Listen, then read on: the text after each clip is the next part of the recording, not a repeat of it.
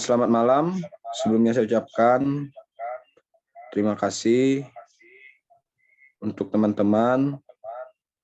Di sini saya akan mempresentasikan presentasi pertama kami, yaitu komposisi kimia dan aktivasi antioksidan minyak atsiri dari Daucus rhebuidicos atau tanaman endemik dari Aljazair. Yang pertama, pendahuluan. Daucus spesies ini merupakan sumber yang kaya akan senyawa bioaktif seperti minyak atsiri, polyasetilin, dan flavonoid 2-4 yang dianggap sebagai kontributor utama dari sifat obat mereka. Yang terakhir ini terdiri dari sifat perut, karminatif, dan diuretik. Penelitian ini bertujuan untuk menyelidiki komposisi minyak atsiri yang diperoleh dari bagian udara. Selanjutnya, bahan dan metode. Bahan tumbuhan dan ekstrak minyak atsiri dikumpulkan dari tanaman nasional Groya, dianalisis dengan GC-MS 28 senyawa diidentifikasi, terhitung 96,6% dari total minyak. A-anetanol merupakan konstituen utama 59,4%, diikuti oleh estragol 21,2% dan dodekenal 4,4%. Bahan tanaman yang digunakan adalah D. rhebuidi, bahan tanaman kering 200 gram, dipotong kasar dan disuling dalam hidrosidilator selama 2 jam. B. Metode. Pengujian dilakukan dengan 3 metode berbeda, yaitu sebagai berikut. Yang pertama, pengujian DPPH. Yang kedua, pengujian ABTS. Dan yang terakhir, pengujian pengkelat logam.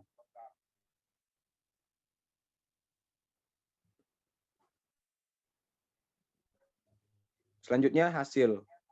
Yang pertama, komposisi minyak atsiri. Hasil minyak atsiri yang diperoleh dari bagian udara D. rhebuidil adalah 0,9%. Seperti yang dapat kita lihat pada gambar di samping. Evaluasi aktivitas antioksidan menurut hasil dalam DPPH menguji minyak esensial dari D. rhebuidil menunjukkan persentase penghambatan sebanding dengan senyawa referensi BHT dan tocopherol, dan pada dosis 50 dan 100 ml. Secara signifikan, P lebih kecil dari 0,05, lebih tinggi dari BHT. Di sisi lain, di ABTS plus uji minyak atsiri menunjukkan aktivitas antioksidan ringan dibandingkan dengan senyawa referensi yang sama. Sedangkan dalam uji kleting logam, minyak esensial menunjukkan persentase penghambatan yang sangat kecil dibandingkan dengan referensi EDTA pada semua konsentrasi yang diuji. Hasil evaluasinya dapat dilihat pada tabel di bawah.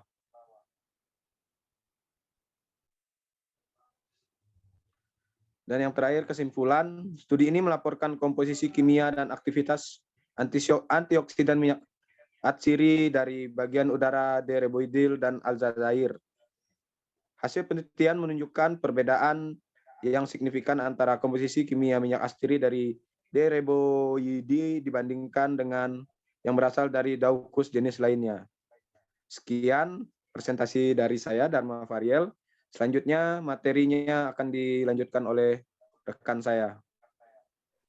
Selamat malam teman-teman, di sini saya Audi Kurniawan akan menjelaskan hasil kerja kelompok kami di file yang kedua tentang aktivitas antimikroba ekstrak tumbuhan terhadap Solanum tuberosum pitapathogen.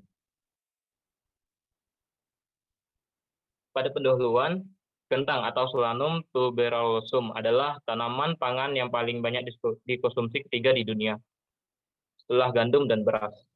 Produksi kentang dunia terus meningkat. Polandia adalah produsen terbesar ketujuh di dunia, terbesar kedua di Eropa.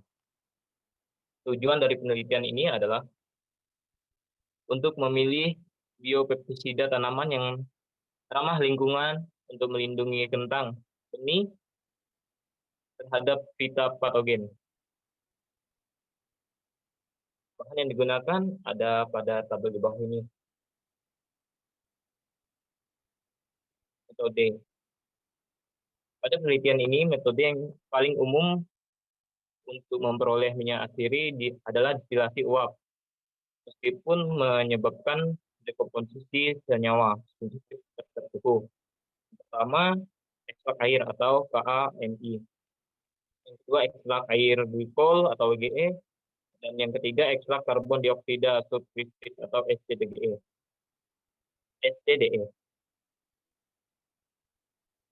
Kesimpulan, penelitian ini menunjukkan bahwa ekstrak air yang diperoleh dari sage, bawang putih, cengkeh, bawang merah, kunyit, dan biosfat mengandung senyawa yang aktif terhadap setidaknya satu spesies fitopatogen kentang. Potensi terbesar untuk digunakan dalam pengembangan regimen perlindungan untuk kentang benih selama penyimpanan ditunjukkan oleh ekstrak air bawang putih. Ini menunjukkan spektrum aktivitas antimikroba yang luas terhadap fitopatogen in vitro dan tingkat tertinggi pengurangan pertumbuhan fitopatogen ini keuntungan signifikan menggunakan ekstrak air rendahnya produksinya. Karena perbedaan aktivitas antimikroba ekstrak air bawang putih terhadap fitopatogen kentang in vitro dan in situ. Penelitian lebih lanjut harus fokus pada modifikasi metode penerapan ekstrak untuk mendapatkan spektrum aksi yang lebih luas. Selanjutnya akan dilanjutkan oleh teman kita, Rija. Selamat malam untuk kita semua.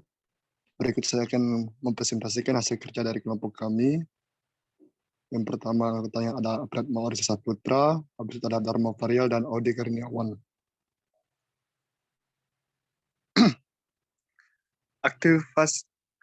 Aktivitas antimikroba dan antiinflamasi dari senyawa minyak atsiri dari Trophaeolum majus L atau Nastruritium. Untuk pendahuluan di Rumania, Trophaeolum majus dibudidayakan sebagai tanaman hias. Mengandung glukosinolat, glikosida, belerang, antibiotik, dan sebagainya. Termasuk juga vitamin C, ionida, asam spironatolat, asam oksalat, dan myrosine. Tujuannya untuk mengevaluasi aktivitas antimikroba dan antiinflamasi dari beberapa senyawa kimia dari minyak atsiri yang diekstraksi dari Trophaeolum majus L. Bahannya, bagian daun dan bunga dari spesies majus dipanen saat mekar. Tanaman diidentifikasi dan diautentifikasi di Laboratorium Botani.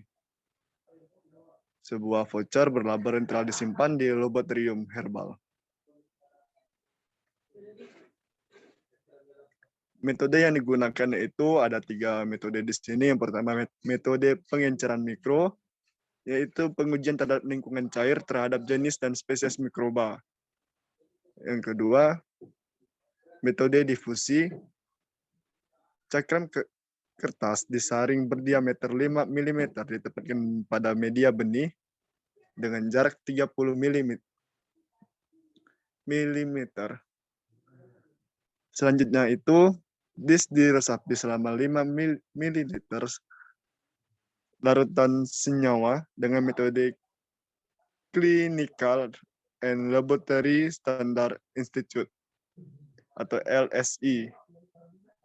Metode yang ketiga itu metode kuantitatif, digunakan untuk mengontrol aktivitas antimikroba.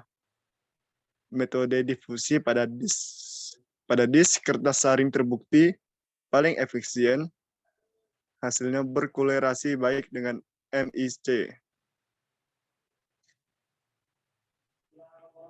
Hasilnya yaitu hasil menunjukkan fakta bahwa tidak ada perbedaan yang signifikan antara ekstrak yang diperoleh dari daun dan bunga mengenai senyawa yang terdeteksi. Sehingga campuran bagian udara tanaman dianggap optimal untuk analisis tersembunyi.